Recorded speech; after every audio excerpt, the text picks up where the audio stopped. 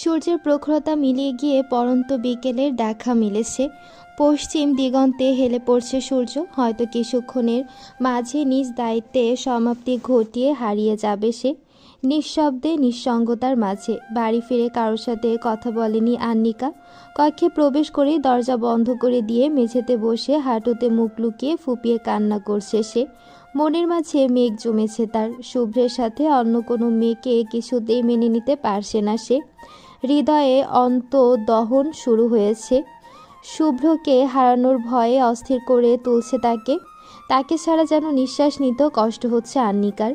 শুভ্রের বুকের বাঁ পাঁজরে একমাত্র অধিকার তার, সেখানে অন্য নারীর প্রসঙ্গ সে সহ্য করতে পারে না।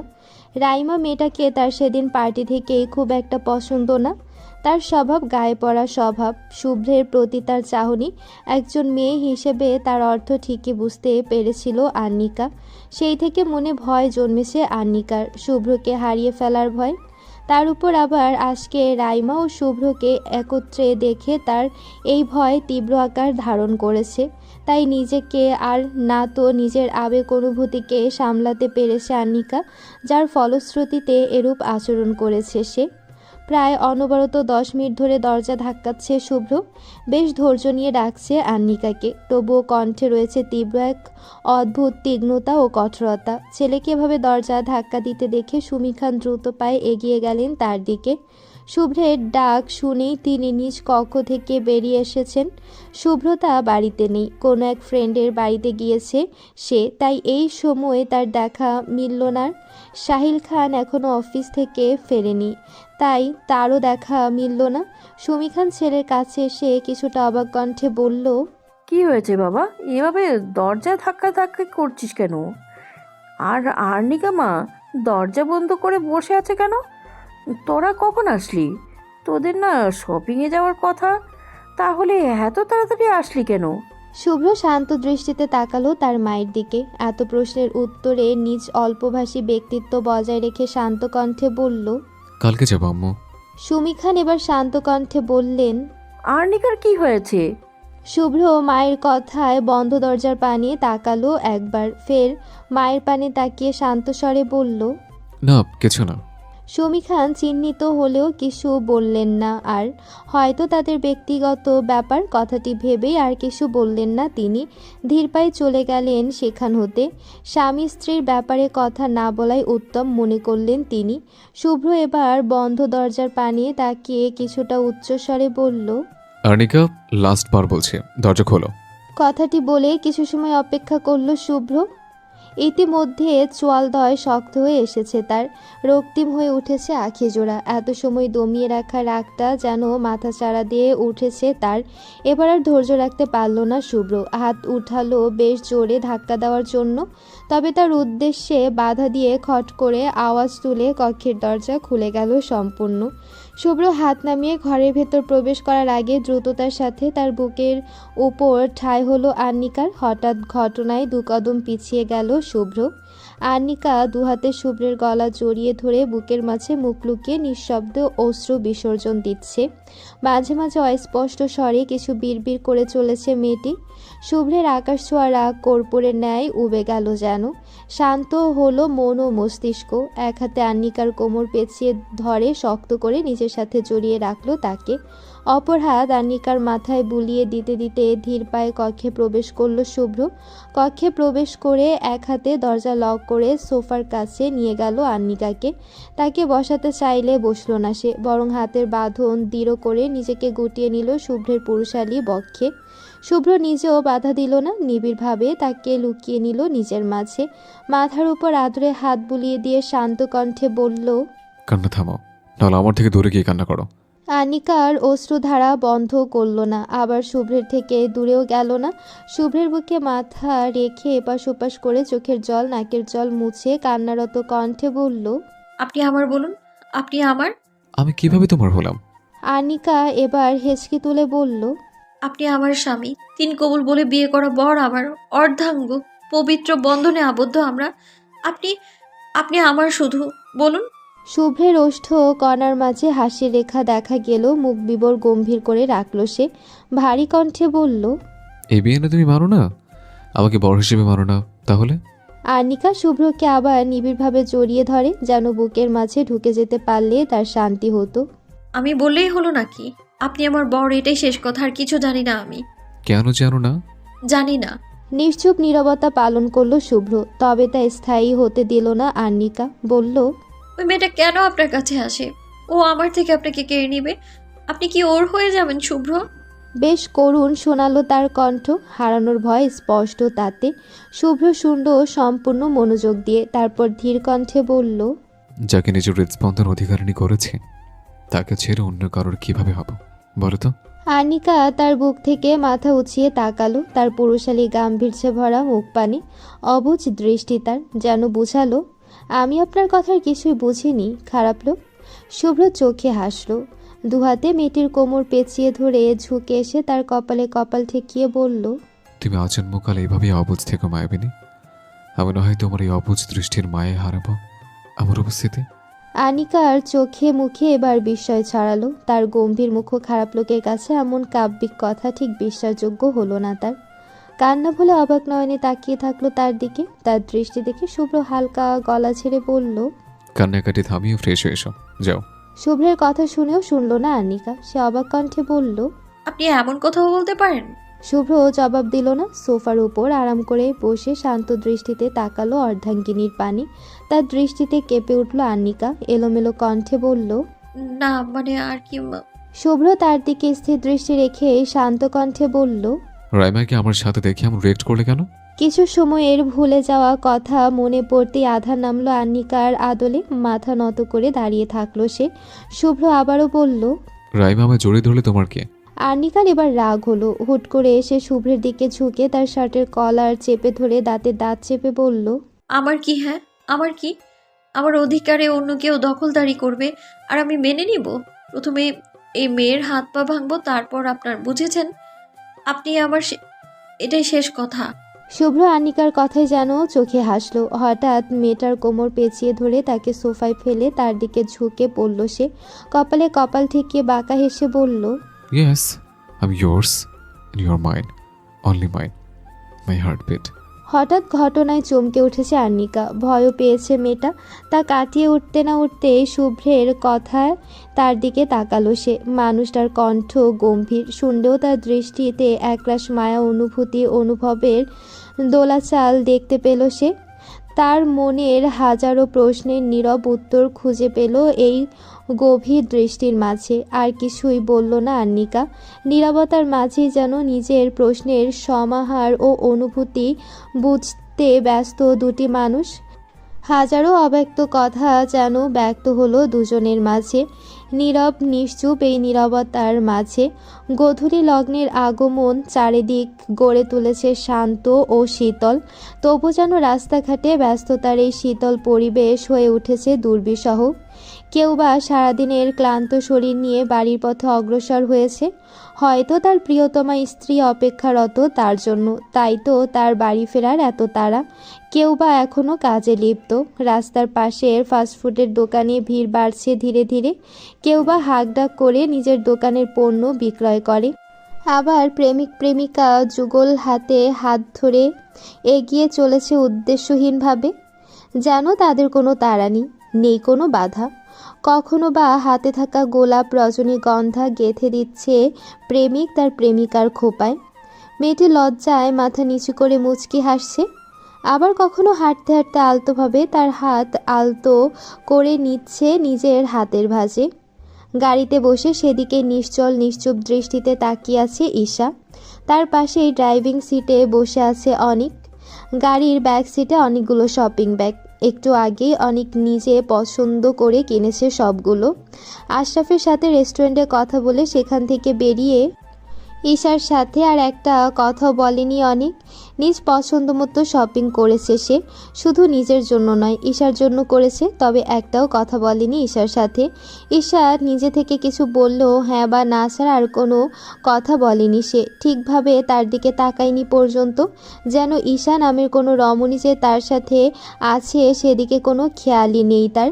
ঈশা বোঝে তার অভিমানের কারণ, কিন্তু তাকে এভাবে এড়িয়ে চলা যে সে মেনে নিতে পারছে না। যদি তাকে এড়িয়ে চলে তাহলে কেন তার বাবাকে জারি করিয়ে বিয়ে অবধি কথা টানছে, আবার কাল বাদে পরশু আকত। তারপরও এমন করছে কেন? তার কি কষ্ট হয় না? হয়তো চিৎকার করে কান্না করার মতো কষ্ট হয়, কিন্তু সেভাবে কাঁদতে না পেরে নীরবে অশ্রু ঝরাচ্ছে সে। কিছুক্ষণ পর গাড়ি থামলো ঈশার বাড়ির সামনে। ঈশা চোখের জল মুছে অনিকের দিকে তাকালো। শেষবারের মতো চেষ্টা করে জড়িয়ে আসা কণ্ঠে বলল, কেন করছেন এমন? অনিক বরাবরের মতো উত্তর দিল না, আর না তো মেয়েটার দিকে তাকালো ঈশা। আবারও বলল, কথা শেষ করতে পারল না ঈশা, তার আগেই অনিকের রক্ত চক্ষু দেখে কণ্ঠনালী শূন্য হয়ে আসলো তার। শুকনো ঢোক গিলে কিছু বলবে তার আগেই অনিক তাকে ধমক দিয়ে বলল, নামো গাড়ি থেকে, আর একটা ফালতু কথা বললে থাপ্পড়ে গাল লাল করে দেবো। তার কথায় কেঁপে উঠল ঈশা। কিছু বলার সাহস পেল না সে। ঈশাকে একইভাবে বসে থাকতে দেখে আবারও ধমক দিল অনিক। ঈশা ফট করে গাড়ি থেকে নেমে দাঁড়ালো। বাড়ির পথে অগ্রসর হতেই পেছন থেকে অনিক ভারী কণ্ঠে ডেকে উঠল তাকে। দাঁড়াও। ঈশার মলিন মুখ উজ্জ্বল হলো খানিকটা, এক চিলতে হাসি ফুটলো তার ঠোঁটের কোণে। তবে তা বেশিক্ষণ স্থায়ী হলো না। কারণস্বরূপ অনিক গাড়ি থেকে নেমে পেছন গেট খুলে বেশ কয়েকটা শপিং ব্যাগ হাতে ধরিয়ে দিল তার। গম্ভীর কণ্ঠে বলল, যাও। ঈশার অভিমান হলো তার সামনে দাঁড়ানো পুরুষটার প্রতি। অভিমান যথাযথ না অযথাযথ তা বিচার করল না সে। অভিমানী টইটুম্বর হলো আখি জোড়া। কিছু না বলে ব্যাগ হাতে নিয়ে বাড়িতে প্রবেশ করলো সে। ঈশা বাড়িতে প্রবেশ করতেই আকাশপানি তাকিয়ে দীর্ঘশ্বাস ফেলল অনিক। তারপর গাড়িতে উঠে চলে গেল নিজ গন্তব্যে। কলকাতা শহরের নামি দামি রেস্টুরেন্টের মধ্যে একটি রেনুক্স এভিনিউ। এই রেস্তোরাঁটি একটি আধুনিক এবং স্টাইলিশ পরিবেশ দ্বারা সমৃদ্ধ। চারপাশ আধুনিকতায় ঘেরা এক বিশাল অট্টালিকা। তারই এক কক্ষে প্রবেশ করলো শুভ্র। পরনে সাদা শার্ট, ব্ল্যাক কোট ও ব্ল্যাক প্যান্ট, হাতে ঘড়ি। তার প্রতিটা পদক্ষেপ আত্মবিশ্বাসের ছোঁয়া, চেহারায় গাম্ভীর্য, চোখে দৃষ্টি তীক্ষ্ণ। গলার খোঁচা খোঁচা দাড়িগুলো যেন তার ব্যক্তিত্বকে আরও ফুটিয়ে তুলেছিল। কক্ষের পরিবেশ নিস্তব্ধ, ভারী হয়ে আছে। বাতাসের যেন এই নীরবতার ভারে ভারী হয়ে উঠছে। একটি টেবিলে মুখোমুখি বসে আছে শুভ্র ও শাহিনশা। দুজনের মুখ বিবর, গম্ভীর, থমথমে, তবে চোখে আগুন জ্বলছে যেন। শুভ্রের পাশেই দাঁড়িয়ে আছে অনিক, ও জাইনের পাশে দাঁড়িয়ে আছে তার পার্সোনাল সেক্রেটারি মাবুত। আবছা আলোয় আলোকিত কক্ষটি যখন শ্বাসরুদ্ধকর অবস্থা, তখনই চোখে বিদ্রুপের হাসি হেসে জাহিন কটাক্ষ করে বলে, মিস্টার শুভ্র শেহরাজ খান আমার সাথে নিজে থেকে দেখা করতে এসেছে। ব্যাপারটা খুবই অপ্রত্যাশিত না? নাকি তার নিজের অবস্থান সম্পর্কে ধারণা হয়ে গেছে? শুভ্র তীক্ষ্ণ দৃষ্টিতে তার দিকে তাকিয়ে বাঁকা হেসে বলল, শুভ্র শেহরাজ খান নিজের অবস্থান সম্পর্কে অবগত, তবে কেউ একজন ভুলে গিয়েছে, তাই তাকে নিজ দায়িত্বে মনে করিয়ে দেওয়ার জন্য এত আয়োজন। জাহিন বিদ্রুপের স্বরে বলল, সত্যি তাই নাকি? মাপ চাই। তার কথা সম্পূর্ণ করতে দিল না শুভ্র। শান্ত অথচ তীক্ষ্ণ কণ্ঠে বলল, কাপুরুষের মধ্যে পিছনে থেকে আঘাত করা অমরদণ্ড মানুষের মুখে কথাটি গ্রহণযোগ্য হল না। ঠিক। জাহিনের চোখে মুখে ক্রোধ ছড়িয়ে পড়ল। চিল্লিয়ে বলল, আমাকে কাপুরুষ বলার সাহস হয় কি করে তোর? আপনাকে তো বলিনি mister Jahin. By the way, আপনিও কি এই দলে পড়েন নাকি? না হলে এত গায়ে লাগে কেন? জাহিন অগ্নিদৃষ্টিতে তাকালো শুভ্রের দিকে। কথার পরিপ্রেক্ষিতে কিছু বলল না। শুভ্র বাঁকা হেসে বলল, নিজের গার্লফ্রেন্ডকে অন্যের অফিসে কাজের নামে ফাইল চুরি করার জন্য পাঠিয়ে দেওয়াকে তো কাপুরুষ বলে। আবার সেই কাজে সফল হতে না পেরে তাকে ফাঁসানোর জন্য নিজের গার্লফ্রেন্ডকে দিয়ে তার কাছে প্রেমের প্রপোজাল দেওয়াকেও তো অবশ্যই কাপুরুষ বলে না। জাহিন আবার কিছুটা চমকে উঠল। শুভ্র সব জেনে গিয়েছে? কিভাবে জানলো? কে বলল তাকে? কপালে বিন্দু বিন্দু ঘাম জমল তার। তবে নিজের দুর্বলতা প্রকাশ না করে শক্ত কণ্ঠে বলল, কি কি প্রমাণ আছে তোর যার ভিত্তিতে এইসব বলছিস? শুভ্র জাহিনের কথায় বাঁকা হাসলো, কটাক্ষ করে বলল, সব থেকে বড় প্রমাণ তুই নিচে। তুই শোনো ডাক, আমার পরিবারের থেকে হাত বাড়ালে সেই হাত নয়, হাতের অধিকার নাকি ভেঙে ফেলবো আমি। শেষের কথাটা হুমকি স্বরূপ বলেই চেয়ার ছেড়ে উঠে দাঁড়ালো শুভ্র। চলে যেতে নিয়েও আচমকা ঘুরে জাইনের দিকে তাকিয়ে গম্ভীর কণ্ঠে বলল, আর তোর সোকল্ড গার্লফ্রেন্ডকে বলে দিস আমার থেকে দূরে থাকতে। কারো বাসি খাবার ছুঁয়েও দেখে না এই শুভ্র শেহরাজ খান। নিজের অপমান সহ্য করলেও নিজের ভালোবাসার মানুষটির অপমান সহ্য করল না জাহিন। বিদ্রুপের স্বরে বলল, মুখ সামলে কথা বলবি। শুভ্র বাঁকা হেসে বলল, ভুল কি বলেছে? ভুল কি বলেছে? ভুল কি বলেছে? তোর গিফট দেওয়া ভুল কি বলেছে? তোর গিফট দেওয়া ফ্ল্যাটে অন্য এক ছেলেকে নিয়ে এই মুহূর্তে প্রাইভেট সময় কাটাচ্ছে সে। খোঁজ নিয়ে দেখতে পারিস। কথাটি বলেই গটগট পায়ে সে স্থান ত্যাগ করলো শুভ্র ও অনিক। শুভ্রের কণ্ঠে যে আত্মবিশ্বাসী ছাপ ও দৃঢ়তা, সেটাই তার কথাকে বিশ্বাস করাতে বাধ্য করলো জাহিনকে। জাহিন রাগে সামনে থাকা কাচের গ্লাস উঠিয়ে ফ্লোরে আছাড় মারে। তার পাশে থাকা মাবুদ আতঙ্কিত কণ্ঠে বলল। জাহিন শান্ত হলো না। সামনে থাকা টেবিলে লাথি মেরে পকেট থেকে মোবাইলখানা বের করলো সে। তারপর মোবাইল ঘেঁটে নাম সেভ করার নাম্বারে কল করলো সে। পরপর 5 বার কল করেই যখন কাঙ্ক্ষিত ব্যক্তিটিকে পেল না, তখন রাগে ফুঁসতে ফুঁসতে হাতে থাকা মোবাইলটিও সশব্দে আছাড় দিল জাহিন। আখি জোড়া তার রক্তিম হয়ে উঠেছে ইতিমধ্যে। অতিরিক্ত ক্রোধে কাঁপছে সে। রাইমার প্রতি তার ভালোবাসায় কোনো ত্রুটি নেই, সম্পূর্ণই নিখুঁত। রেস্টুরেন্ট থেকে বেরিয়ে সোজা গাড়িতে উঠে বসলো শুভ্র। অনিকও দ্রুত গতিতে উঠে বসলো ড্রাইভিং সিটে। গাড়ি স্টার্ট করতে করতে বলল, স্যার, আপনি জানতেন ওই রাইমা জাহিনের গার্লফ্রেন্ড? শুভ্র তাকালো অনিকের প্রশ্নসিক্ত নয়নে, শান্ত কণ্ঠে বলল। হ্যাঁ। অনিক কিছুটা অবাক হয়ে বলল, তারপরেও এত বড় রিস্কটা কেন নিলেন স্যার? যদি অফিসের কোনো জরুরি ফাইল তার হাতে পড়তো তাহলে কি হতো? শুভ্র গাড়ির সাইডে গা এলিয়ে দিয়ে বলল, সে সুযোগ আমি রাখিনি। দেখতে চেয়েছিলাম এই জাহিন ঠিক কত দূর যেতে পারে, কিন্তু মাঝখানে আমার অবুঝ বউ আমাকে ভুল বুঝে থাকলো। এখন অবধি কথা বলছে না ঠিকভাবে, তবে সেটাও মন্দ না। এইসব না হলে কি আর তার মনের কথা জানতে পারতাম? শেষের কথাগুলো মৃদুস্বরে বললেও অনেক ঠিকই শুনল। ঠোঁট এলিয়ে হাসল সে। তার স্যার যে তার বোনকে ঠিক কতটা ভালোবাসে তা ভালোই জানে সে। এক বড় ভাইয়ের কাছে এর থেকে খুশির খবর আর কি হতে পারে? শুভ্র তার হাসি দেখে বলল, এখন বিয়ে করেননি তো, তো অভিমানের জ্বালা বুঝবে না। কাল বিয়েটা হোক আগে। অনিক এবারেও হাসল, বলল। বিয়ের আগেই তার অভিমানের সর্বোচ্চ সীমা অতিক্রম করতে দেখেছি স্যার। শুভ্র ভ্রুকুচকে তাকালো। অনিক মলিন হেসে সামনের দিকে তাকিয়ে বলল, আমি নাকি অন্য কাউকে ভালোবাসি, এটা নিজে নিজেই ভেবে 1 মাস আমার থেকে দূরে ছিল। কোনো যোগাযোগ নেই, হুট করে ব্লক করে রেখেছিল। আমি নিজে থেকে কথা বলতে চাইলেও অভিমান এড়িয়ে গিয়েছে। বারবার তার সামনে গিয়ে জানতে চেয়েছি কি হয়েছে, কিন্তু সে তার অভিমান ধরে দূরে ছিল। সে যখন কথা বলতো না, দম বন্ধ লাগতো। প্রচুর পরিমাণে অক্সিজেনের অভাব অনুভব করতাম। আবার যখন সে অন্য কারোর সাথে হেসে কথা বলতো, তা দেখে বুকে জ্বলন হতো। মনে হতো কেউ বারংবার বুকে ছুরির আঘাত করছে। তারপর আমি কি সিদ্ধান্ত নিলাম, পাখিকে এবার খাঁচায় বন্দি করব। এই বাড়িতে প্রস্তাব দিলাম। ভেবেছিলাম সে ঝামেলা করবে, কিন্তু আশ্চর্যজনকভাবে যখন হ্যাঁ বলল, তখন অবাক হয়েছিলাম। পরে আপনার অবুঝ বউ বেশ বুঝদারের মতো আমার অভিমানী বউটাকে মানিয়েছে, এবং আমাকে জানিয়েছে সে অভিমানী মেয়েটা নাকি আমাকে আগে থেকেই ভালোবাসতো, হয়তো আমার থেকেও বেশি, যা আমি বুঝতে না পারায় তার অভিমান হয়েছিল। কিন্তু আমাকে এত কষ্ট দেওয়ার ফলস্বরূপ এখন আর অভিমান ভাঙিয়ে অভিমানের জ্বালা বুঝাতে তার উপর অভিমান করেছি।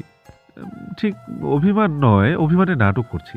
কথাগুলো শেষ করে মুচকি হাসলো অনেক। পরক্ষণেই মনে পড়ল সে আবেগের বশে স্যারের সামনে কি বলে ফেলেছে, তাই আমতা আমতা করে বলল, সরি, আসলে মানে মনের কথা কাউকে সেভাবে বলা হয় না, এর জন্যই আর কি এভাবে বলে ফেললাম। তার সংকোচ বোধ কাটাতে শুভ্র মুচকি হাসলো, বলল, কোনো ব্যাপার না, এত সংকোচ করতে হবে না। অনেক জোরপূর্বক হাসলো এবার। কথা ঘোরাতে বলল, কাল কিন্তু তাড়াতাড়ি বনু ও সবাইকে নিয়ে তাড়াতাড়ি চলে আসবেন। নতুন দিনের সূচনার সাথে সাথে কারো জীবনে নতুন সূচনার শুরু আজ। সেই সূচনার সঙ্গ দিতেই সময় যখন সকাল 10-এর ঘরে, তখনই রেডি হওয়া শুরু করেছে আন্নিকা। একমাত্র ভাইয়া ও একমাত্র প্রাণপ্রিয় সখীর বিয়ে বলে কথা। সে তাড়াতাড়ি উপস্থিত না হলে চলে, তাই তো সকাল সকাল তার এত ব্যস্ততা। শুভ্র আজ আর অফিসে যায়নি। আন্নিকাকে নিয়ে সে আগেই যাবে ঈশাদের বাড়ি, তাই আর তার অফিসে যাওয়া হয়নি। সাহিল খানও বাড়িতেই আছে, তারা বিকেলের দিকে যাবেন। ফোনে কথা বলতে বলতে কক্ষে প্রবেশ করলো শুভ্র।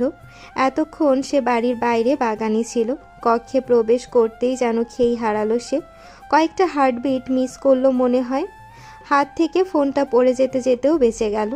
শুভ্র নিজেকে সামলে ছোট করে কিছু একটা বলে কল কাটলো। মোবাইল পকেটে ঢুকিয়ে বুকে হাত গুজে দাঁড়ালো সে। তারপর মুগ্ধ নয়নে তাকিয়ে থাকলো সামনের দিকে। চোখে তার হাজারো অনুভূতির বিচরণ। হৃদয় স্পন্দন জোরালো হলো তার। নির্ঘাত তার থেকে কয়েক হাত দূরত্বে দাঁড়ানো রমণীটিও তা শুনতে পাবে। হয়তো পারল না, তাই তো সে নিজ কর্মে ব্যস্ত থেকে চুলে খোপা করতেই থাকলো। খয়েরি রঙের শাড়ি পরনে, হাত ভর্তি স্টোনের সাদা চুড়ি ও গলায় তার দেওয়া ছোট নেকলেস, কানে ছোট একজোড়া ইয়াররিং, ঘন পাপড়ি বিশিষ্ট আঁখি জোড়ায় ঘন কাজল দেওয়া। মুখে আর কোনো প্রসাধনী নেই বললেই চলে। তাতেই যেন তাকে এক পরীর মতো লাগছে। শুভ্রের ধ্বংসকারিণী পরী সে। ধীর কদমে তার দিকে এগিয়ে আসলো শুভ্র। পেছন থেকে জড়িয়ে ধরতেই কেঁপে উঠল মেয়েটি। পরিচিত ছোঁয়া অনুভব করেই শান্ত হলো কিছুটা। তার সাথে লাজে রাঙা হলো সে। শুভ্র নয়ন ভরে দেখল তার লাজে রাঙা বউকে। তার গলায় মুখ গুজে দিল মানুষটা। আবারও কেঁপে উঠল মেয়েটি। কাপা কণ্ঠে বলল, কি করছেন? ছাড়ুন, যেতে হবে। শুভ্র ওষ্ঠ ছোঁয়ালো সেথায়। নরম কণ্ঠে বলল, আমাকে এইভাবে পাগল করছেন কেন বউ? আর্নিকা অবাক হয়ে জবাব দিল, আমি পাগল করেছি আপনাকে? শুভ্র সেভাবে থেকেই আবেশিত কণ্ঠে বলল। হুম। তার এই মোহময় কণ্ঠে দ্রুত হলো মেয়েটার হৃদস্পন্দন। কি বলবে বুঝতে পারল না। এলোমেলোভাবে বলল, আমার দেরি হচ্ছে তো। হোক। আনিকার ঘাড় থেকে মুখ উঠালো শুভ্র। আয়নার দিক থেকে মেয়েটার দিকে দৃষ্টি স্থির রেখে মোহিত কণ্ঠে বলল, আমাকে কি করলে বলো তো হৃদয় হরণী? তুমি ব্যতীত অন্য ঘর থেকে তাকাতেও ভালো লাগে না।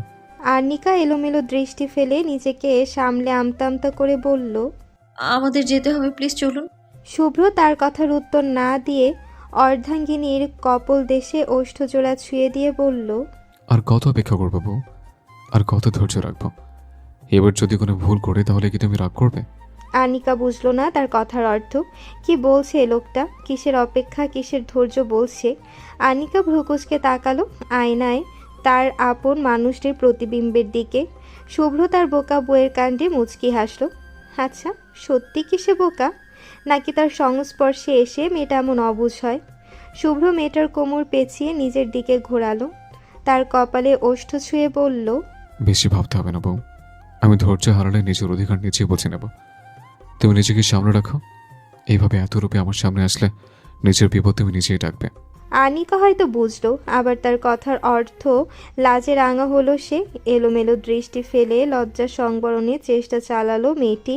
শুভ্র তা দেখে ঠোঁট এলিয়ে হাসলো। মেঘে ঢাকা অম্বর ধারার শান্তময় একটি দিন। মেঘলা আকাশ, গুমোট হয়ে আছে, তবে বৃষ্টি নেই। ঠিক যেমন থম মেরে সোফায় বসে আছে ঈশা, কিন্তু চোখে জল নেই। জল থাকার কারণও নেই। সত্যি কি কারণ নেই? নিজেই নিজেকে প্রশ্ন করলো ঈশা। মনের কোণ থেকে উত্তর আসলো একটাই, তার পাশে বসা স্বামী নামক মানুষটা যে একবারও তার দিকে তাকালো না। আর তার থেকে বড় কারণ কি হতে পারে? তবুও সে চোখের জল ফেলল না, শক্ত করে বেঁধে রাখলো তার মনের মাঝে। আজ যে সে তার আরাধ্য পুরুষটিকে সম্পূর্ণরূপে নিজের করে পেয়েছে, তারপরও কি তার চোখে জল মানায়?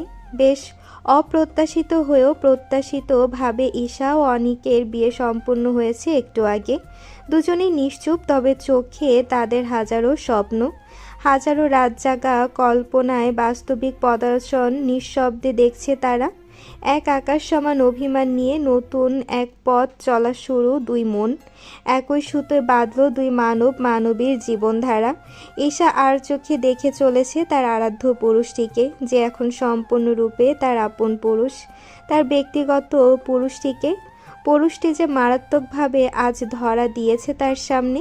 পরনে তার শুভ্র রাঙা পাঞ্জাবি, লম্বা পাঞ্জাবি হাতাগুলি কিছুটা গুটিয়ে রাখা, যার দরুন তার পুরুষালী লোমশযুক্ত হাতের ভ্যানিশ গিলে ফুটে উঠেছে ঘন কালো চুল। তার সাথে দাড়িগুলো যেন তার ব্যক্তিত্বকে ভারী করে তুলেছে। সবসময় শান্ত সরল মুখটি থমথমে করে রেখেছে। ঈশা ভেবে পায় না ছেলে মানুষের বুঝি এত অভিমান থাকে। তবে ঈশাও সিদ্ধান্ত নিয়েছে একদিন এইসব সহ্য করলেও এবার আর সে কোনো কিছুই সহ্য করবে না। কেন করবে? আগে তো অধিকার না থাকলেও এবার সে তার বউ, তাহলে কেন সে এইসব মেনে নিবে? বউ রাগ আর বর রাগ ভাঙাবে, এটাই তো যুগ যুগ ধরে প্রচলিত এক ধরা। তাহলে তার বেলায় কেন তা প্রযোজ্য হবে না?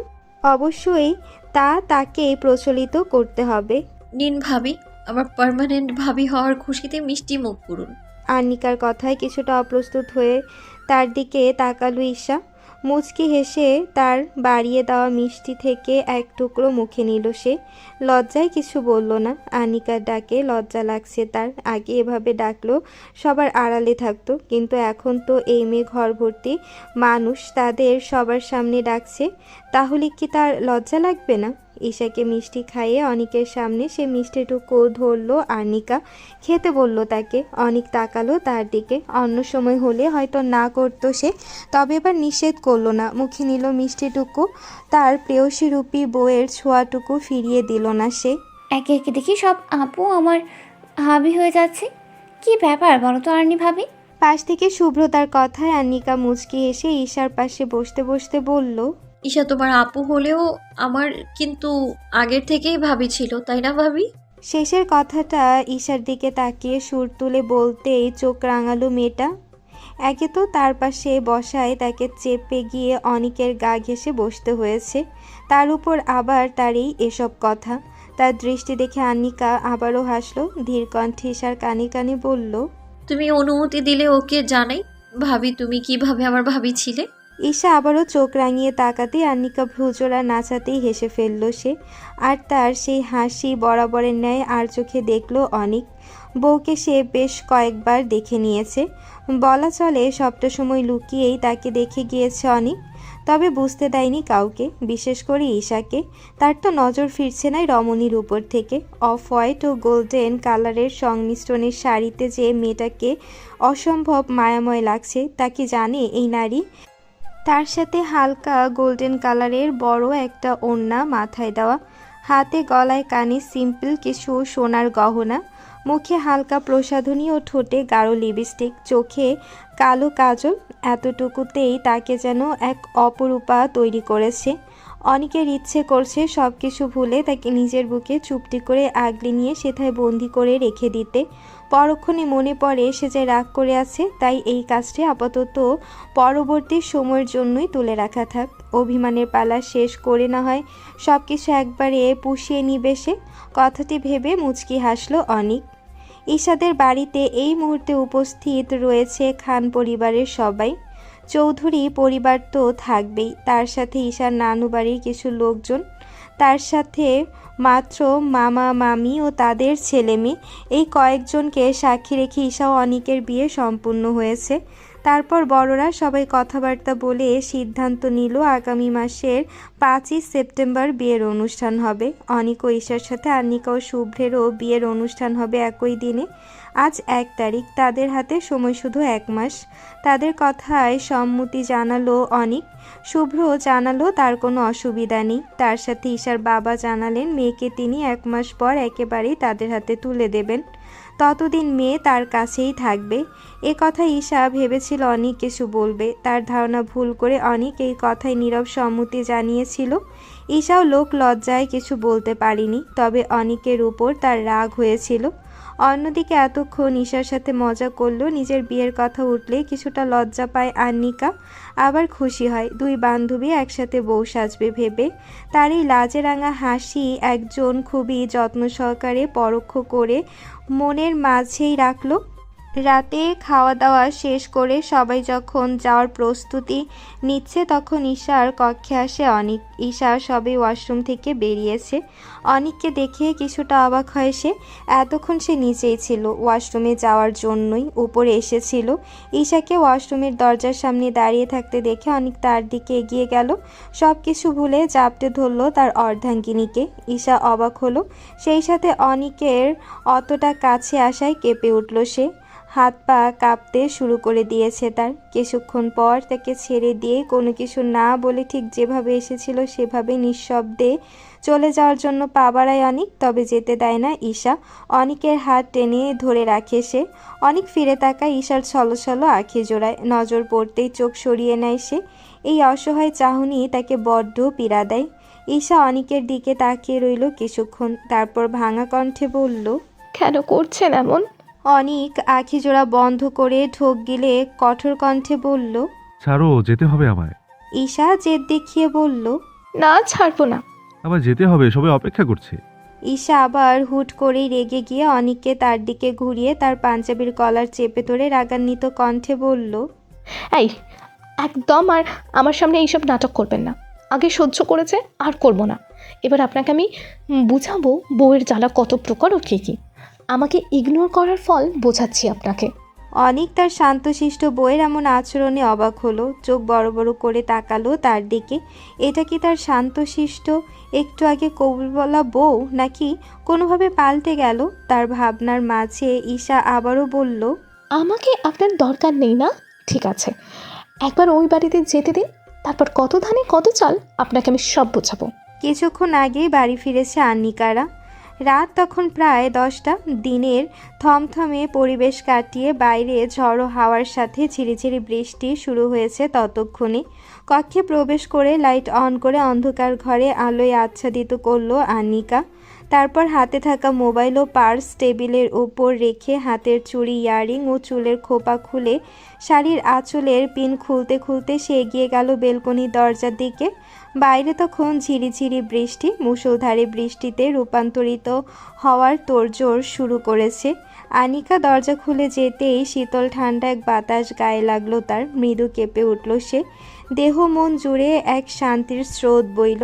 অন্ধকারে আচ্ছাদিত নীলিমা আকাশে আজ তারার দেখা নেই কোনো চন্দ্রিমা। তবুও যেন এক অপরূপ সৌন্দর্যের রূপ সে ছড়িয়ে দিয়েছে চারিদিকে। বাড়িধারার এই নির্মল স্বচ্ছ জলরাশি দেখে তার গায়ে মাখা লোভ সামলাতে পারে না আন্নিকা।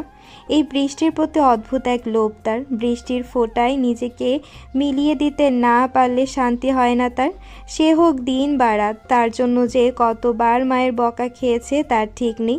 তবুও সে ভিজবেই। আজও তার প্রতিকূল কিছু ঘটল না। আনিকা দৌড়ে এগিয়ে গেল বেলকনির কিনারা বরাবর রেলিংয়ের দিকে। এই বেলকনির ওপর ছাদ দেওয়া, তাই মনের মতো ভিজতে পারল না আনিকা। ছাদে যে যাবে তার উপায় নেই। এই রাতে সে জীবনেও একা ছাদে যেতে পারবে না। মনক্ষুণ্ণ হলেও তা বেশিক্ষণ স্থায়ী করল না সে। যা নেই তা নিয়ে আফসোস করার থেকে যা আছে তাতেই সন্তুষ্ট হওয়া উত্তম মনে করল সে। রেলিং ঘেঁষে দাঁড়িয়ে হাত বাড়িয়ে দিল খোলা আকাশের পানে। বৃষ্টির ফোঁটা হাতে ছুঁয়ে দিতেই খিলখিল করে হেসে উঠল মেয়েটি। তারপর দু হাতে জল নিয়ে নিজের কাছে এনে নিজের দিকে ছুড়ল সেই শীতল জল। জলকণা ফিরে এসে তার মুখে পড়তেই আবারও হেসে উঠল মেয়েটি। সে বুঝল না তার এই প্রফুল্লতা পূর্ণ কোমল হাসি কারো শ্বাসরুদ্ধ হওয়ার কারণ হয়ে উঠছে। ডান হাতের দ্বারা বুকের বাঁ পাশে চেপে আঁখিজোড়া বন্ধ করে ধরে সূক্ষ্ম হাসল বেলকনির দরজায় দাঁড়িয়ে থাকা পুরুষটি। এই মেয়েকে নিজের সর্বনাশ নিজেই করতে মরিয়া হয়ে উঠেছে, নাকি তার ধৈর্যের পরীক্ষা নিচ্ছে? যদি তাই হয় তাহলে আজই এর শেষ হতে চলেছে। আঁখিজোড়া খুলে সামনে তাকিয়ে কয়েকবার ঢোক গিলে সে। নিজেকে ভীষণ এলোমেলো লাগে তার। অবাধ্য ইচ্ছেরা যে আজ নিজেদের শিকল ভাঙতে ব্যস্ত, আর তার নিজেরও যার ইচ্ছে করছে না তাদের আটকাতে। আজ সারাদিন মেয়েটার এই লাবণ্যময়ী রূপ থেকে চোখ ফিরাতে পারিনি সে। বারংবার ইচ্ছে করেছে তাকে ছুঁয়ে দিতে, নিজের মাঝে আটকে রাখতে। এখন আবার কিছুটা এলোমেলো শাড়ি খোলা, অবাধ্য চুলের বিচরণ, মন মাতানো এক সরল হাসি, মুখের উপর বিন্দু বিন্দু জলকণা। এটাই কি যথেষ্ট ছিল না তাকে বেসামাল করার জন্য? শুভ্র ধীর পায়ে এগিয়ে গেল আনিকার দিকে। আনিকা তখন আবারও দু হাতের মাঝে জল নিয়ে ঘুরে দাঁড়াতেই শক্তপোক্ত বুকে কিছুটা ধাক্কা খেল সে। তৎক্ষণাৎ নিজেকে আবিষ্কার করলো এক চেনা পরিচিত বাহু বন্ধনীতে। শুভ্র আন্নিকাকে নিজের সাথে জড়িয়ে রাখলো কিছু সময়। তার গলায় মুখ গুজে লম্বা লম্বা শ্বাস টেনে নিল সে। সেথায় মুখ ডুবিয়ে থেকে আবশিত ধীর কণ্ঠে বলল, আজ একটু উন্মাদ বেপরোয়া হয়ে যান। আর্নিকা কি শুনল তার কথা? সে তো আচমকা শুভ্রের ছোঁয়ায় খেই হারিয়ে আছে। শুভ্র তো কক্ষে ছিল না, তাহলে কখন এসেছে তা বুঝতে পারল না আর্নিকা। সেই সব ভাবার সময়ও পেল না সে। শুভ্রের মাদকতা ভরা কণ্ঠ অদ্ভুত ছোঁয়ায় কেঁপে উঠল সে। শুভ্র মনে হয় তাকে প্রশ্ন করে জবাবের অপেক্ষা করল না, তাই তো হুট করেই আর্নিকার ঘাট থেকে মুখ তোলে। মেয়েটিকে নিয়ে রেলিংয়ের দিকে হেলে নিজের পুরুষালী ওষ্ঠজোড়ার মাঝে আটকে নিল আর্নিকার কোমল ওষ্ঠদয়। আচমকা আক্রমণে স্তম্ভিত হলো আর্নিকা। চোখ বড় বড় করে তাকালো সে, তবে বেশিক্ষণ তাকিয়ে থাকতে পারল না সে। বৃষ্টির ফোঁটা চোখে মুখে পড়তে আখিজোড়া বন্ধ করে নিল মেয়েটি, আর শুভ্র মত্ত হলো আর্নিকার ওষ্ঠজোড়ার মাঝে। বৃষ্টির জলধারা ভিজিয়ে দিচ্ছে দুই মানবীকে, সেদিকে ভ্রুক্ষেপ নেই তাদের। আর্নিকা যেন শুভ্রকে বাধা দেওয়া বা কিছু করার শক্তি হারিয়ে ফেলেছে। স্বামী নামক পুরুষটির প্রথম এই গাঢ় স্পর্শে নিজেকে হারাচ্ছে মেয়েটি। বেশ কিছু সময় পর শুভ্র ছাড়ল তাকে, সোজা হয়ে দাঁড়িয়ে আর্নিকাকে টেনে নিল নিজের বুকে। মেয়েটি হাঁপাচ্ছে, শুভ্রের বুকে মাথা ঠেকিয়ে জোরে শ্বাস নিচ্ছে সে। শুভ্র কিছু সময় তাকে শান্ত হতে সময় দিয়ে গাঢ় ধীর কণ্ঠে বলল, তুমি কি আমার হবে জান? একান্ত আমার, ঠিক যতটা আমার হলে তুমি সম্পূর্ণরূপে আমার হবে। আর্নিকা কি বুঝলো শুভ্রের কথার অর্থ? বুঝলো মনে হয়, তাই তো দুহাতে শুভ্রের শার্ট চেপে ধরে তার বুকে মুখ গুজে লজ্জা নিবারণের চেষ্টা চালালো। তবে তা হতে দিল না শুভ্র। বেশ অধৈর্য হয়ে আর্নিকার থুতনিতে হাত দিয়ে বুক থেকে তুলে চোখে চোখ রেখে বলল, বলো জান, আমি আর অপেক্ষা করতে পারছি না। তুমি আমার হবে, তুমি হবে আমার, বলো। আজ না বললেও শুনবো না আমি, তাই যা বলার বলো। আর্নিকা লজ্জায় মূর্ছা যাচ্ছে। শুভ্রের হাত ছাড়িয়ে আবারও মুখ লুকালো শুভ্রের বুকে। কি বলবে সে তো আর এই লোকের মতো লজ্জাহীন নয় যে মুখে সব বলবে, আবার বলছে না বললেও শুনবে না। তাহলে জিজ্ঞেস করার কি আছে? বুঝলো না আর্নিকা চুপ থাকতে দেখে শুভ্র আবার তাকে টেনে তুলল বুক থেকে অস্থির হয়ে। এবার ধমক দিয়ে বলল, হ্যাঁ স্টুপিড, স্পিক আপ। সুখকর অনুভূতির সাগরে বিচরণ করা আর্নিকা শুভ্রের ধমকে কেঁপে উঠল। সব অনুভূতি কোথাও পালালো মনে হয়। আখিজোড়া বড় বড় করে তাকালো শুভ্রের দিকে। ভাবলো এ কেমন লোক, সে না বললে শুনবে না, আবার অনুমতি চাচ্ছে। তাছাড়াও সে তো না করেনি। স্বামী নামক মনের মাঝে থাকা প্রথম প্রণয় পুরুষটিকে সেও সম্পূর্ণরূপে চায়, কিন্তু তা মুখে বলবে কি করে? আর্নিকাকে চুপ থাকতে দেখে আবারও ধমক দিল শুভ্র। হাই স্টুপিড, বলো। আর্নিকা শুভ্রের দিকে তাকিয়ে রইল কিছু সময়, তারপর আমতা আমতা করে বলল, কি বলবো? না বললে তো শুনবেন না, তাহলে কি বলবো? শুভ্র দাঁতে দাঁত চেপে বলল। হ্যাঁ বলো। আর্নিকা আবারও লজ্জা পেল, মাথা নামিয়ে নীরবে মাথা নেড়ে সম্মতি দিল সে। শুভ্র হাসলো ঠোঁট এলিয়ে, আবারও হঠাৎ আক্রমণ চালালো আর্নিকার কোমল ওষ্ঠজোড়ার উপর। নিজ আয়ত্তে নিয়ে নিল তা। অবাধ্য হাতের বিচরণ চলল আর্নিকার সম্পূর্ণ কায়া জুড়ে। সময়ের হিসাব করলো না তারা, কতক্ষণ কাটলো তাও জানে না। আচমকা মেঘের গর্জনে চমকে উঠল দুজন। আর্নিকা ছাড়া পেয়ে বড় বড় শ্বাস নিয়ে নিজেকে স্থির করার মাঝে শূন্য অনুভব করলো নিজেকে। চমকে শুভ্রের গলা জড়িয়ে ধরল সে। শুভ্র তাকে কোলে নিয়ে পা বাড়ালো কক্ষের ভেতর। এগিয়ে যেতে যেতে আর্নিকার কানের কাছে মুখ নামিয়ে ফিসফিস করে বলল, তৈরি হন মিস্টার শুভ্র, এবার থেকে আপনার এই ছোট কায়া জুড়ে আমার বিচরণ হবে প্রতি রাতে। আপনার সর্বাঙ্গের প্রতিটা লোমকূপ থাকবে আমার নখদর্পণে। আর্নিকা লজ্জা পেল বরাবরের ন্যায়, মুখ লুকালো শুভ্রের বুকে। তারপর আর কোনো কথা শোনা গেল না তাদের মাঝে। তাদের ভারী নিঃশ্বাসের শব্দের সাথে প্রকৃতির গর্জন ও বাড়িধারার শব্দ যেন মিলিয়ে গেল এই অন্ধকার রজনীর মাঝে।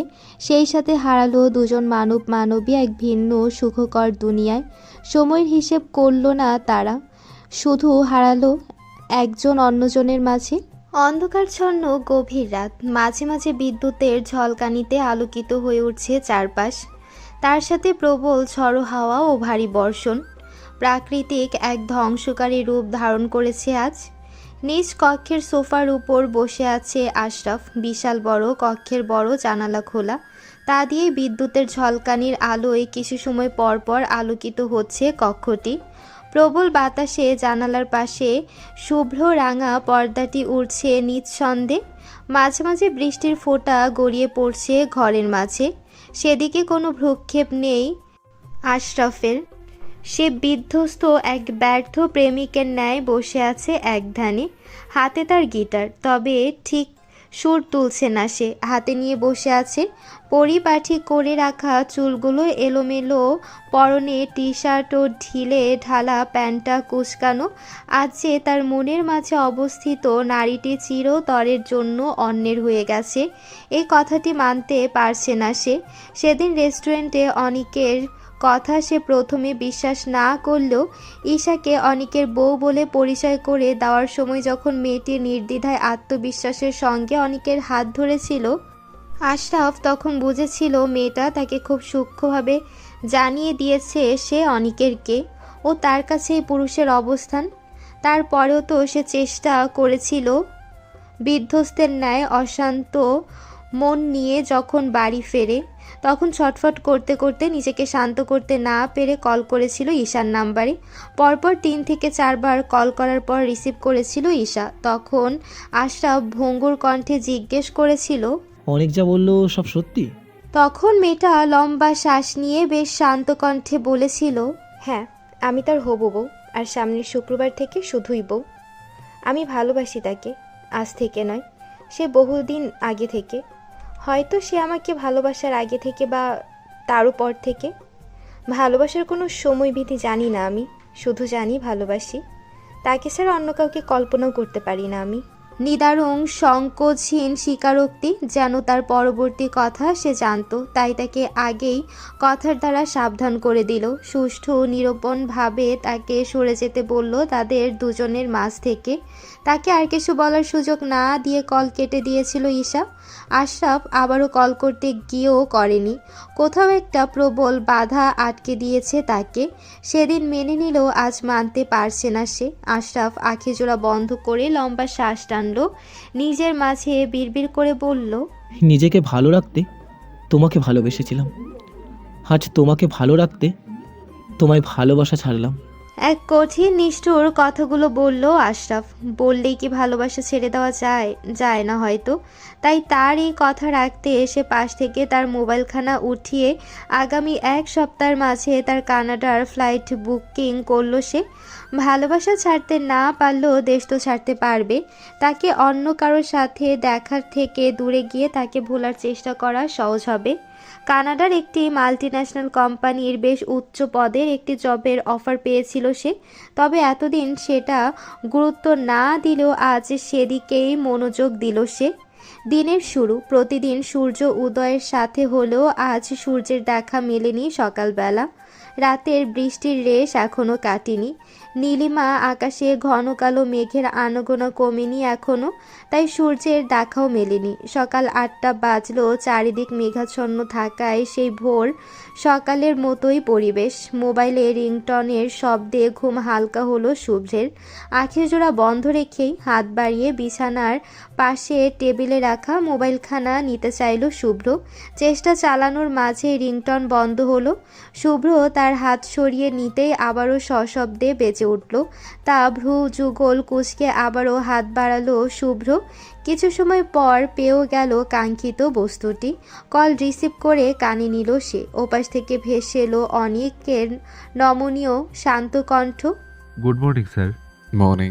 শুভ্রের ঘুম জড়ানো ছোট্ট উত্তরে অনিক নমনীয় শান্ত কণ্ঠে বলল, সরি স্যার, এত সকালে কল করতে চাইনি। আসলে আজ সকাল 10টায় আমাদের একটা ইম্পর্টেন্ট মিটিং আছে, তাই ফাইলটা একটু চেক করার দরকার ছিল, হাতে সময় নেই। শুভ্র মনোযোগ দিয়ে শুনল। তারপর আখিজোড়া খুলে তার স্বভাবস্বরূপ গম্ভীর কণ্ঠে বলল, ফাইল রেডি। অনিক সম্মতি জানিয়ে বলল, হ্যাঁ। আমাকে ইমেল করো, আমি চেক করে নিচ্ছি। Okay sir. ছোট করে বলে কল কাটলো অনিক। শুভ্র মোবাইল হাতে উঠে বসতে চাইল। তখনই অনুভব হলো দুটি হাত তাকে জড়িয়ে ধরে আছে এবং তার বুকে মাথা রেখে নিশ্চিন্তে ঘুমিয়ে আছে তার ব্যক্তিগত নারী। শুভ্র মাথা উঁচিয়ে তাকালো তার ঘুমন্ত অর্ধাঙ্গিনীর দিকে। গভীর ঘুমে তলিয়ে আছে মেয়েটা। ঘুমন্ত চেহারায় কিছুটা ব্যথাতুর ভাব স্পষ্ট। ঘাড়ে গলায় তাকে নিজের করে নেওয়ার প্রমাণস্বরূপ লালচে বাদামি দাগ। ওষ্ঠজোড়া কিছুটা ক্ষতবিক্ষত। সেদিক পানে তাকাতে আবারও নেশা লাগলো শুভ্রের। ঘোর লাগা দৃষ্টিতে তাকিয়ে থাকতে থাকতেই হুট করে ঘুমন্ত অর্ধাঙ্গিনীর ওষ্ঠজোড়া আঁকড়ে ধরল সে। উন্মাদের ন্যায় মত্ত হলো তাতে। সময়ের হিসেব রাখল না পুরুষটি। পূর্বের ন্যায় মত্ত হলো অর্ধাঙ্গিনীর মাঝে। হাতের বিচরণ চলল তার উদর ও উন্মুক্ত পৃষ্ঠ জুড়ে।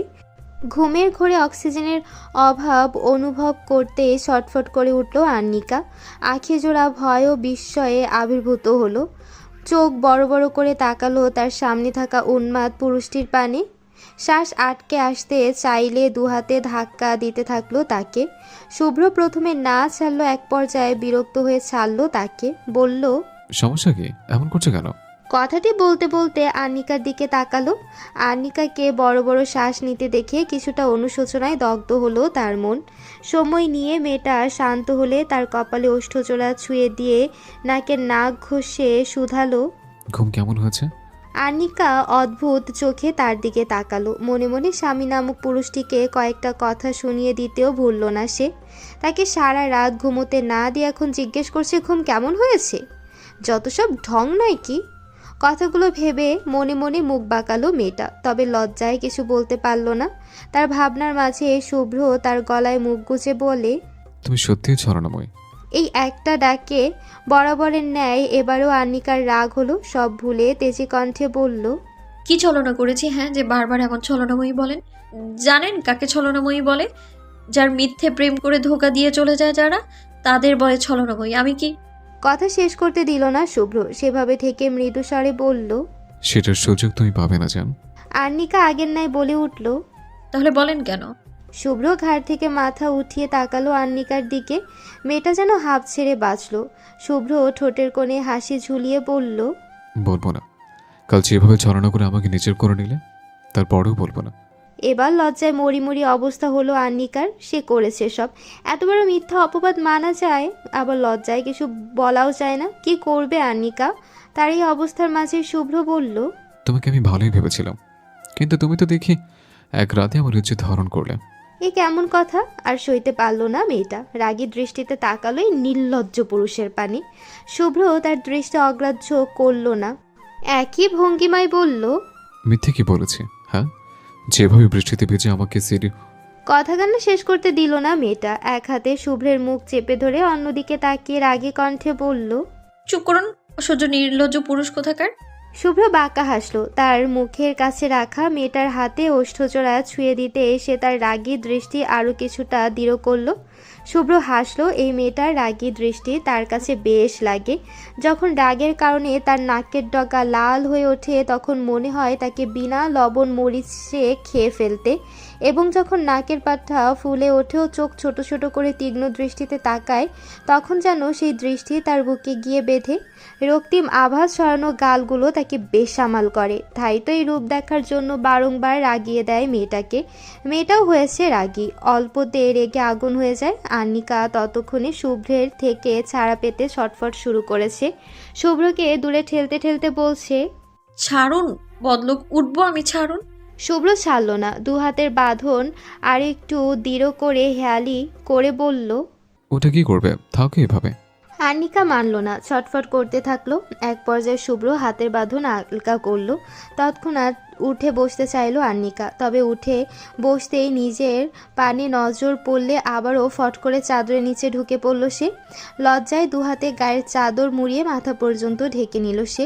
ভুলে যাওয়া বিষয়গুলো মাথায় আসতে মনে পড়ল রাতে ফজর আজানের পর তাকে ছেড়েছিল এই লোক। তারপর তাকে নিজেই বাথরুমে নিয়ে গিয়ে স্নান করিয়ে দিয়েছে। ঘুম কাতরে আনিকা সারাত ঘুমাতে না পেরেও ক্লান্তিতে বারবার ঘুমে ঢুলে পড়ছিল শুভ্রের বুকে। তবুও বিরক্ত না হয়ে তাকে যত্ন সহকারে গোসল করিয়ে দিয়েছিল। তারপর নিজ সুবিধার্থে শুধু নিজের একটা সাদা শার্ট পরিয়ে দিয়েছিল তাকে, এখন যার প্রায় সব বোতাম খুলে রাখা। তারপর তাকে সোফায় শুয়ে দিয়ে নিজে গোসল করে এসে বেডশিট পাল্টে আবারও তাকে বুকে নিয়ে শুয়েছে সে। তার আগে অবশ্য তাকে একটা পেনকিলার দিয়েছিল খেতে। ঘুমে ঢুলে পড়লেও সব কিছুই নিভু নিভু চোখে দেখছিল আনিকা। ক্লান্তিতে নিজেরও আর ইচ্ছে করেনি ড্রেস পাল্টে নিতে, কিন্তু এখন কি করবে? এখন উঠবে কিভাবে সে? ভাবনার মাঝে নিজেকেই কয়েক দফা কথা শোনালো আনিকা। শুভ্র বইয়ের এমন হঠাৎ কাণ্ডে ভ্রুজোড়া কুঁচকে নিল। বিষয়বস্তু বুঝতে পেরে তৎক্ষণাৎ কিছুটা উচ্চস্বরে হেসে ফেলল সে। তার হাসির শব্দে আনিকা নিজেকে আরও গুটিয়ে নিল। শুভ্র হাসি বজায় রেখেই বলল, লজ্জা এখনো কাটিয়ে নেব? কোনো ব্যাপার না, আজ রাতে কাটিয়ে দেব। আনিকা নিচে নামতে নামতে প্রায় 9টা নাগাদ বেজে গিয়েছে। ধীর গতিতে সিঁড়ি দিয়ে নিচে নামছে সে। দু কপল দেশ রক্তিম হয়ে উঠেছে তার। বিনা কারণে বাড়ির কারোর সামনে আসতেও লজ্জা লাগছে তার। শুভ্র এখনও কক্ষে অফিসের জন্য রেডি হচ্ছে সে। আনিকা সব কিছু গুছিয়ে দিয়েই নিচে এসেছে। ড্রয়িং রুমে আসতেই সোফায় আধশোয়া হয়ে বসে থাকা শুভ্রতাকে দেখে বলল, আনি, এত দেরি করলে যে আজ? তোমার জন্য সে কখন থেকে অপেক্ষা করছি। অনেক প্ল্যান করা বাকি আছে, তাড়াতাড়ি ব্রেকফাস্ট করে আসো। আনিকা কিছুটা অপ্রস্তুত হলো। গলায় পেঁচানো ওড়না আর একটু ভালো করে দিয়ে জোরপূর্বক হেসে বলল, আসছি এক্ষুনি। এতটুকু বলেই রান্নাঘরের দিকে ছুটল সে। সুব্রতা অবাক হলো, এভাবে দৌড়ালো কেন, যেন তার থেকে পালাতে পারলে বাঁচে। আনিকা গেল রান্নাঘরে। সুমি খান, যেখানে আগের থেকেই দুপুরের রান্না করছেন আর একজন সার্ভেন্ট তাকে সাহায্য করছে। আনিকা এগিয়ে গিয়ে সেই মহিলাটিকে অন্য কাজ করতে বলে সে নিজে সবজি কাটতে লাগলো। সুমি খান তাকে দেখে মুচকে এসে বলল, এত দেরি করলি যে আজ? আনিকা এবারেও কিছুটা অপ্রস্তুত হলো। দ্রুত নিজেকে সামলে এলোমেলোভাবে মিথ্যা বলল সে। ওই মানে আসলে মাথা ব্যথা করছিল একটু, তাই। সুমি খান চিহ্নিত হয়ে এগিয়ে আসলো তার দিকে, বলল, সে কি, হঠাৎ মাথা ব্যথা কেন? আনিকা বোকা হাসলো। নিজের মিথ্যাতে নিজেই ফেঁসে যাচ্ছে সে। তবুও বলল, ওই কাল গাড়িতে ওঠা হয়েছে না। সুমি খান কিছু বলতে চাইলেন, তার আগেই ড্রয়িং রুম থেকে ভেসে এলো শুভ্রের কণ্ঠস্বর। মা, আমার ব্রেকফাস্ট দাও, দেরি হচ্ছে। সুমি খান ব্যস্ত হয়ে বললেন, দেখেছিস কাণ্ড, তোর মাথা ব্যথা করছে আর আমি তোকে খেতে না দিয়ে যত প্রশ্ন করছি। যা তুই বস, আমি খাবার দিচ্ছি। আনিকা হাঁপ ছেড়ে বাঁচল। কিছু বলতে গিয়েও বলল না। কথা বাড়ালে আবার কি না কি বলে বসে, তাই চুপ করে থাকাই ভালো। সে নিশ্চুপভাবে এগিয়ে গেল ডাইনিং টেবিলের দিকে। শুভ্র বসে আছে সেথায়, মোবাইলে মনোনিবেশ তার। সেও এগিয়ে গিয়ে তার অপর পাশের চেয়ার টেনে বসলো। সে বসতেই শুভ্র তার দিকে তাকিয়ে চোখ পাকিয়ে বলল, আমার পাশে এসে বসো। আনিকা মানল না, বলল, আমি এখানেই ঠিক আছি। শুভ্র আবারও বলল। আমি শুনতে চাইনি, এখানে বসো। আনিকা মুখ বাঁকিয়ে বলল, পারবো না। শুভ্র জোরালো এক ধমক দিতে চাইল, তবে সুমি খান এসে পড়ায় আর কিছু বলল না। চোখ পাকিয়ে একবার আনিকার পানে তাকিয়ে খাবারে মনোনিবেশ করলো। আনিকাও আর কিছু বলল না, খাবার খেতে থাকলো।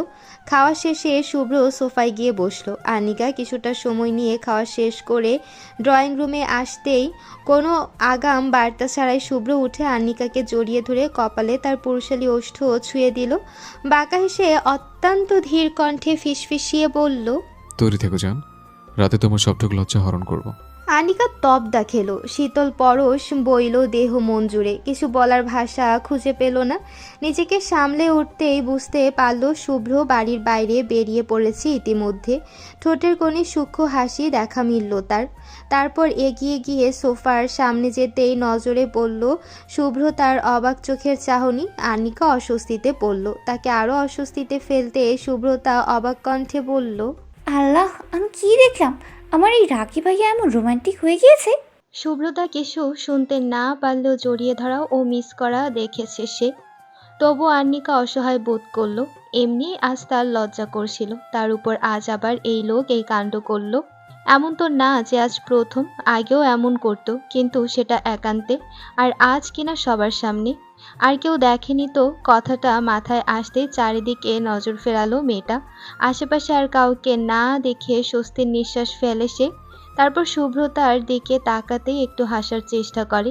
শুভ্রতা হঠাৎ করে হাসতে হাসতে বলল, আমিও না, এত সুন্দরী বউ ঘরে থাকলে তো যে কেউ রোমান্টিক হবেই, সেখানে আমার রাগী গম্ভীর ভাইয়া কেন ব্যতিক্রম হবে?